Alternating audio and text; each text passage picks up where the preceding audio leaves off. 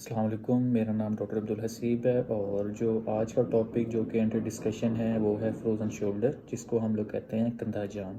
आजकल most common है। बहुत सारे मरीज़ इस शिकायत के साथ आते हैं कि उनका जो है उनको कंधा जाम के सिम्टम्स आ रहे हैं, उनकी जो हरकत है वो नहीं होती। तो अगर हम लोग बात करें फ्रोज़न शोल्डर होता क्या है, हमारा जो शोल्डर जॉइंट है वो बोन, लिगामेंट और टेंडन्स के साथ मिलके बना होता है। तो इसकी जो कवरिंग होती है कैप्सूल के साथ, अगर वो थिकेंड हो जाए, ठीक है, लाइक थिक हो जाए, तो उसकी वजह से जो मूवमेंट होती है वो आहिस्ता आहिस्ता रिस्ट्रिक्ट मतलब कि कम होना शुरू हो जाती है। तो इसकी रीज़न क्या है कि ये किस वजह से होता है। अगर हम बल्कि सबसे पहले अगर इसकी स्टेजेस की बात कर लें कि इसकी कितनी स्टेजेस हैं, तो इसकी जो स्टेजेस हैं वो 3 स्टेजेस हैं: फ्रीजिंग स्टेज, फ्रोज़न स्टेज और थॉइंग स्टेज। सबसे पहली स्टेज में क्या होता है कि जो मूवमेंट होती है वो पेनफुल होती है, लेकिन जो रेंज ऑफ मोशन होती है वो पेशेंट जो होता है वो प्रॉपर अपनी गेन कर लेता है। लाइक उसकी जो मूवमेंट होती है वो लिमिटेड नहीं होती लेकिन पेनफुल होती है। दूसरी स्टेज जो है वो आ जाती है, वो होती है जी फ्रोज़न स्टेज। इसके अंदर क्या होता है कि जो पेन होता है वो as compare to freezing stage वो कम होता है, लेकिन इसके अंदर जो मूवमेंट होती है वो लिमिटेड हो जाती है, मतलब कि उसकी जो मूवमेंट होती है वो रिस्ट्रिक्ट हो जाती है। इसके बाद आती है थॉइंग स्टेज। थॉइंग स्टेज में क्या होता है कि जो मूवमेंट होती है वो भी स्टार्ट हो जाती है होना, और जो पेन होता है वो भी कम हो जाता है, लेकिन ये काफ़ी लंबा प्रोसेस है, तकरीबन 1 से 3 साल, इसको 1 to 3 years इसको लग जाते हैं।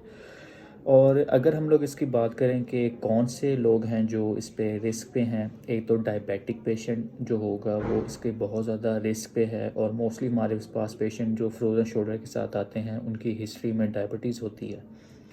दूसरा इसकी क्या कॉज़ है, अगर सपोज़ कोई पेशेंट है उसका फ्रैक्चर हुआ है, तो उसकी वजह से उसका जो कंधा है उसके ऊपर कोई पट्टी वगैरह लगे रही है या कोई प्लास्टर वगैरह लगे रहा है, और वो काफ़ी दिनों तक जो है उसने अपनी मूवमेंट नहीं की शोल्डर पे, तो उसकी वजह से भी जब उसका प्लास्टर या पट्टियाँ वगैरह खुलती हैं तो उसके बाद उसका कंधा जाम होता है, उसको मूवमेंट वगैरह करने में इशू आता है, उसकी मूवमेंट जो होती है वो रिस्ट्रिक्टेड होती है। या अगर हम लोग पेशेंट्स की बात करें पार्किंसंस के या स्ट्रोक के पेशेंट्स में ये कंधा जाम के मसाइल आते हैं, तो इसका इलाज क्या है। इसमें हम लोग मुख्तलिफ़ किस्म की वर्जिशें करवाते हैं, ठीक है। पेंडुलर एक्सरसाइजेज होती हैं, मोबिलाइजेशंस होती हैं, एंटीरियर, पोस्टीरियर, इंफीरियर मूवमेंट के हवाले से होती हैं। अगर हमने उसकी फ्लेक्शन को इम्प्रूव करना है तो उसके लिए हम लोग पोस्टीरियर मोबिलाइजेशन देते हैं।